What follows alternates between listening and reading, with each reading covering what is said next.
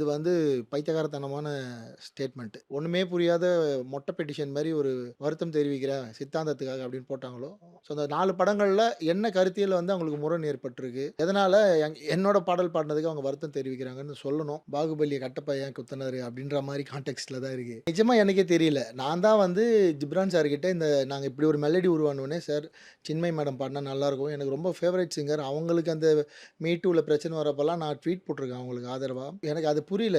அவங்க நினைக்கிறத தான் நம்மளும் நினைக்கிறோன்றது தான் நான் நினைச்சிட்டு இருக்கேன். ஆனா அவங்க என்ன போட்டிருக்காங்க அந்த பதிவுலன்னா, கருத்தியலா இவங்க நான் நான் ஃபாலோ பண்ற கருத்தியலுக்கு படம் எடுக்கிறேன் தெரிஞ்சிருந்தா நான் பாடியிருக்க மாட்டேன். அதனால இந்த பாட்டு பாடுனதுக்கு வருத்தம் தெரிவிக்கிறேன்னு போட்டிருக்காங்க. எனக்கு புரியல. நான் என்ன கருத்தியல ஃபாலோ பண்றேன். அவங்க என்ன கருத்தியல ஃபாலோ பண்றாங்க.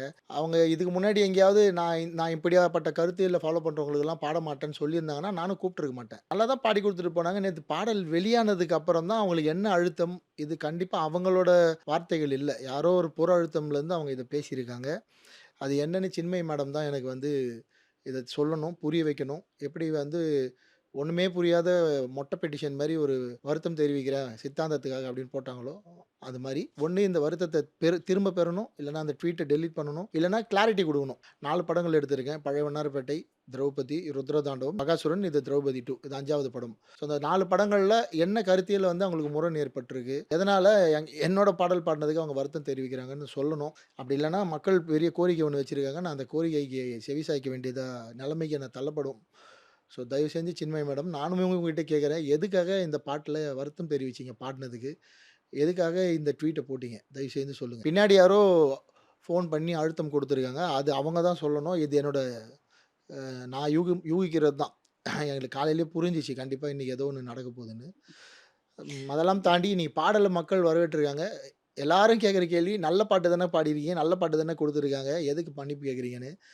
அதுதான் ஒரே கேள்வி. பதில் கிடைச்சா சந்தோஷம். ப்ரமோஷன் ஸ்ட்ராட்டஜின்னா, நான் வந்து அவங்க அவங்க எனக்கு பாட்டு பாடுனதுல அவங்க மன்னிப்பு கேட்கறதுல எனக்கு என்ன ப்ரமோஷன்? எனக்கு அது ப்ரமோஷன் மாரி தான் நடக்கும். எதுக்கு நான் இவ்வளோ குவாலிட்டியா ஒரு படத்த எடுத்துட்டு என்ன நான் ப்ரமோட் பண்ணிக்கணும்? ஸோ இது வந்து பைத்தியக்காரத்தனமான ஸ்டேட்மெண்ட். ஒரு படம் எடுக்கிறத எப்படி மக்கள் கிட்ட கொண்டு போய் சேர்க்கணும்னு எனக்கு தெரியும். அந்த கன்டென்ட் பேசும் பெருசா. இதுவரைக்கும் நான் எடுத்த எல்லா படங்கள்லயுமே என்னோட கன்டென்ட் தான் மக்கள் கிட்ட போயிட்டு பேசியிருக்கு.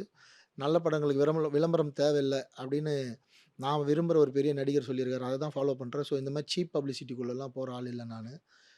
ட்ரெய்லர் வரப்ப இந்த படம் என்ன பேசுது, என்ன பண்ண போதுன்றத மக்கள் பார்த்துப்பாங்க. நன்றி.